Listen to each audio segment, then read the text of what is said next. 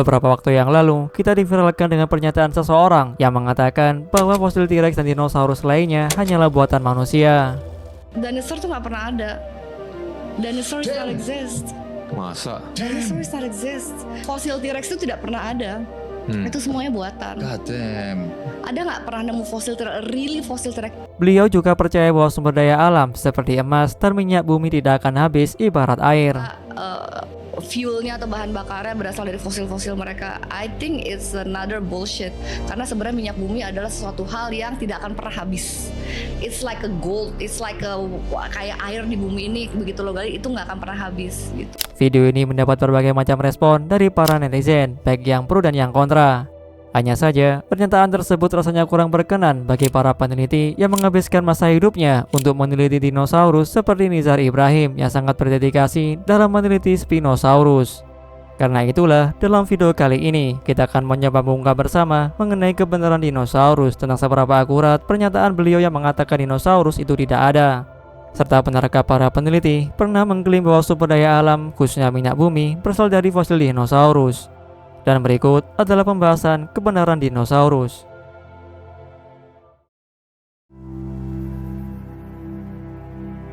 Seorang paleontolog adalah orang yang mempelajari kehidupan di zaman purba seperti makhluk hidup yang sudah punah dan sangat bergantung pada fosil untuk memahaminya. Fosil sendiri merupakan sisa-sisa dari makhluk hidup yang telah berubah menjadi batu selama jutaan tahun.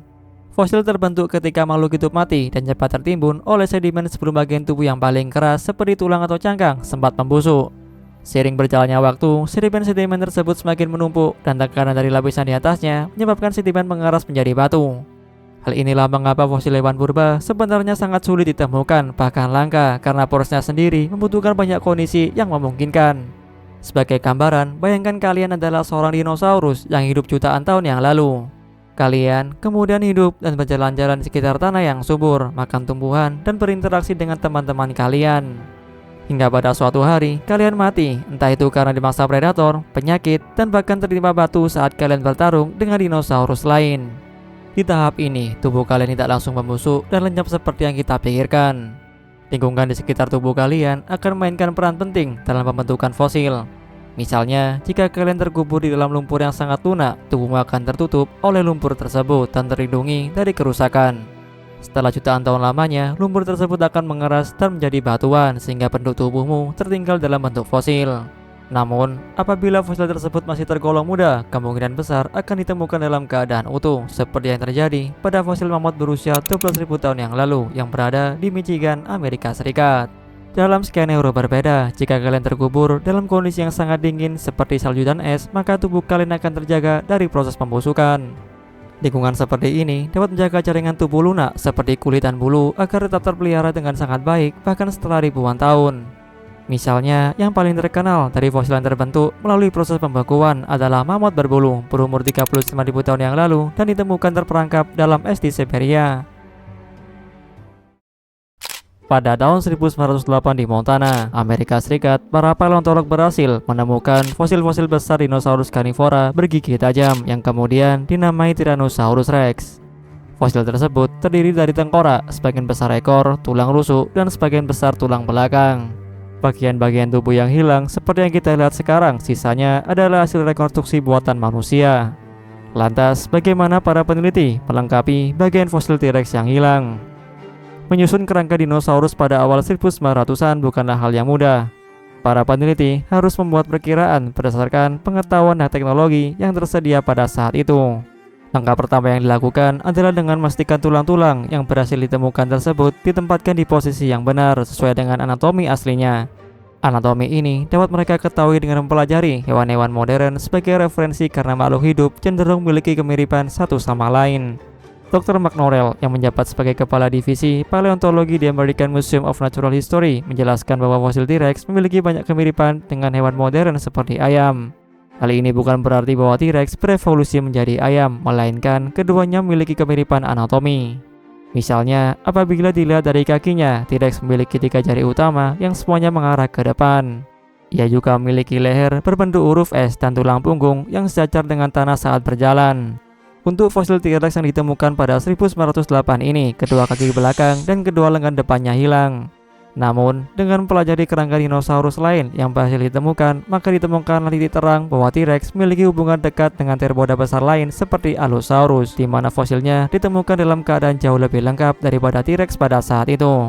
Seorang seniman kemudian diminta untuk membuat bagian-bagian yang hilang secara manual dengan memahatnya menggunakan kerangka Allosaurus sebagai referensi. Bertahun-tahun kemudian, seiring dengan banyaknya fosil T-Rex yang ditemukan, bagian-bagian yang hilang tersebut digantikan oleh tangan T-Rex yang asli. Hasilnya menunjukkan bahwa penduk kaki dan tangan T-Rex memang mirip dengan Allosaurus dan mengkonfirmasi bahwa pendekatan awal yang dilakukan para peneliti ini dalam merekonstruksi fosil hewan purba cukup akurat.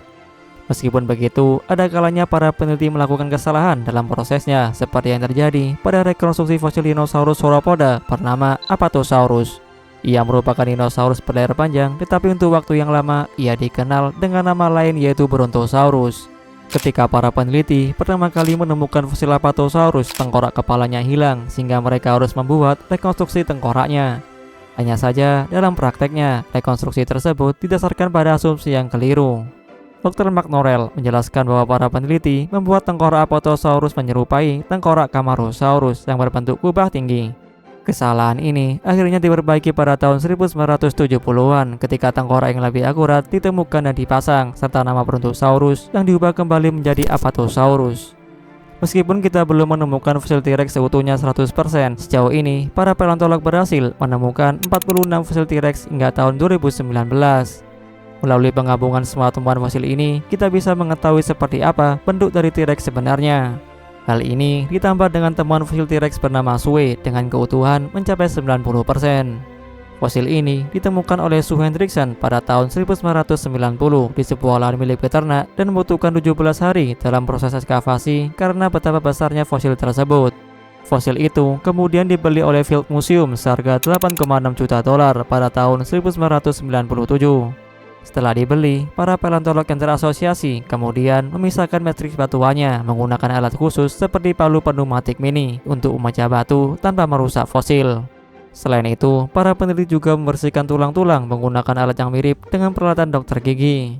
Setelah 2 tahun lamanya, para peneliti berhasil mengangkat sekitar 90% dari tulang fosil Sue dan menghilangkan 3 ton batu dan material lain dalam fosil tersebut.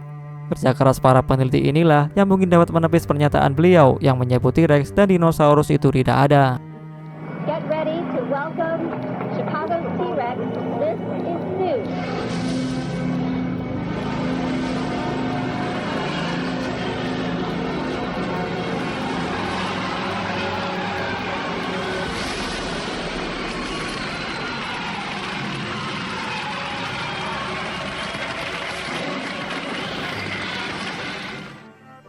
Sehingga dari penjelasan kita ini dapat ditarik kesimpulan bahwa dinosaurus itu memang ada yang dibuktikan dalam fosil-fosil mereka yang telah membatu.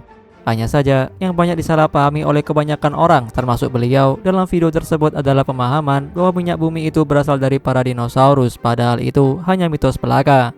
Minyak bumi pada dasarnya berasal dari sisa organisme laut yang hidup jutaan tahun yang lalu, bahkan sebelum zaman dinosaurus seperti alga, zooplankton, dan diatom. Jumlah fosil dinosaurus yang ditemukan juga tidak cukup untuk menjelaskan atau menyumbang pada deposit minyak bumi yang ada di dunia. Seandainya dinosaurus berperan dalam proses tersebut, lantas mengapa Indonesia yang kaya akan minyak bumi tidak pernah ditemukan satupun fosil dinosaurus hingga saat ini?